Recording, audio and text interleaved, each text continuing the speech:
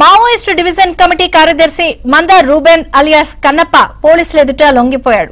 హన్మకొండ జిల్లా హసన్పర్తి మండలం వంగపహాడ్ కు చెందిన రూబెన్ 44 సంవత్సరాల క్రితం మావోయిస్టు అజ్ఞాత దళంలోకి వెళ్లారు.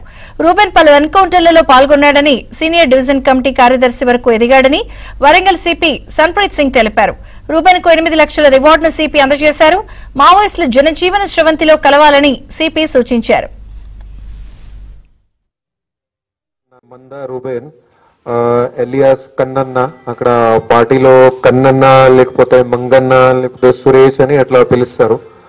అక్కడ ఇతను దండకరణ్య SZCలోని డివిజనల్ కమిటీ సెక్రటరీగా పని చేసేవాడు.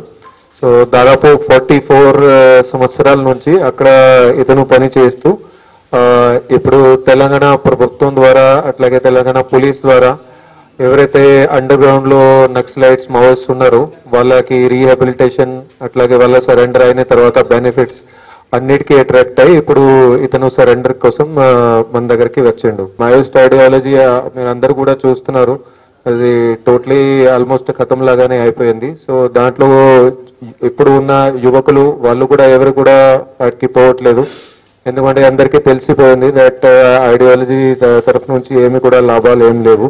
సో అందరికీ కూడా అపీల్ చేస్తున్నాం, మీరు కూడా అది బయటకి రండి, నార్మల్ జనజీవన స్రవంతిలోనే కలవండి.